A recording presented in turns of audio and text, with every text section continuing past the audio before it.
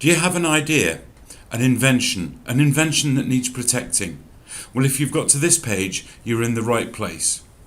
Here at fileurpatent.com, we will help you walk through the steps and stages of making a successful patent application. The key to a successful patent application is preparation. The first steps we're going to take you through are the completion of the various forms. When we talk about preparation, this also includes you having to prepare all of your documents, including your designs, any sketches, any diagrams, any supporting data, and that these are all included in PDF files with embedded fonts. The first form we're going to take you to is a declaration for utility or design, an oath and declaration. Here we need to complete the first named inventor, the filing date, and then the title of the invention. You need to check the box that says this declaration is directed to the attached application. And on the second page, you need to check the box that says direct all correspondence to the correspondence address below. And you'll need to write the name of the first named inventor, address, and so forth in the boxes here. And at the bottom of that page, the legal name again of the first inventor, their signature, and any mailing address details. The second form we're going to take you to is the cover sheet. Again, 2 pages, and here we have to complete the names of all the relevant inventors, starting with the first named inventor. Again, the title of the invention, and checking the box firm or individual name, the first named inventor, the address, and on the second page, check the box no if your application is not made by an agency of the United States government or under contract. And at the bottom of the page, your signature, name, telephone number and date. To sign an electronic form, you just need to complete for signature your full name between 2 forward slashes, and that acts as your signature. If you're a small business, based on gross income, you'll need to complete the form 15A. If you're in full-time education, there is a separate form 15B. Again, we need the name of the first named inventor, the title of the invention, and your signature, name, date and telephone number. Once all of your documents are completed and saved to a place you can locate them later on, we can move on to the next stage, which is going online at the USPTO website. So we're now ready to go to the electronic patent filing system for unregistered e-filers at the USPTO website. And here on the first page, if you follow the link beneath, we need to sign on as an unregistered or new e-filer. So I'm just going to pop my name in there, my first name and an email address. And before we proceed, we need to mark up that this is a new application for a utility patent, because most of them are, and it's a provisional at this stage.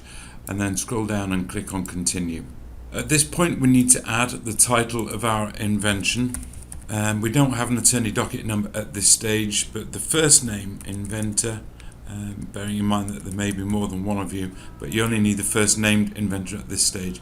And because we don't have a valid customer number at this stage, we can use our correspondence address and click on continue. So it's logged everything. We're now at the stage where we need to attach the documents that we prepared earlier. So you need to remember where you kept them. And before we continue, if you've kept all of your documents separately, that's great. But if you've got a file that contains more than one, maybe it's your oath and declaration and your cover sheet at the same time, you're going to need to click on yes. And if you do that, it's going to ask you for more information. So make sure you click on no. And the first thing we're going to load up is going to be our oath and declaration. And because this is part of an application, we can click on application part, and then we click on oath and declaration, and then we add another file. Again, we need to make sure we clicked on no. This time we're going to do our cover sheet.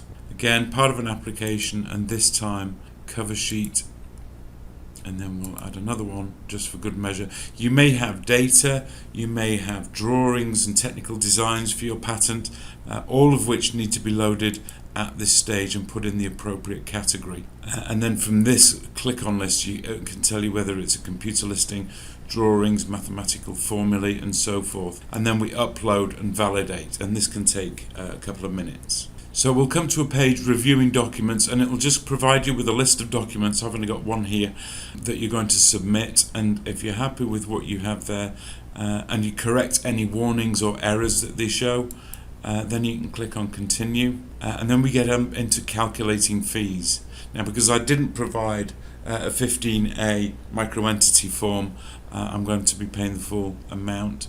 But this is a provisional application, and once you put in any information, then you can click on calculate.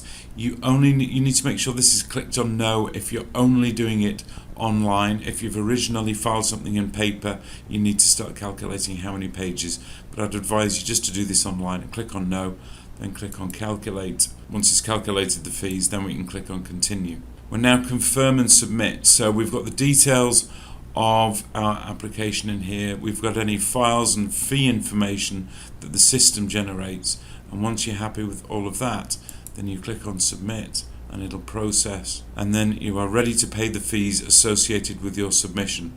So you'll click on I want to pay now, and you'll start your online payment process, and it's exactly the same as you'd find in eBay or Amazon, and then you'll get a receipt at the end to say that you've paid and that you've made a submission.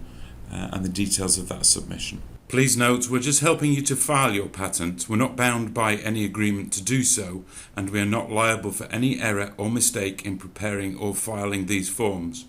If any of the forms are not correctly filled, your application will be accepted, but you will receive notice to do the corrections within 2 months and possibly may attract a fine. If you're having any trouble, please contact experts to do the filing for you. Thank you for watching.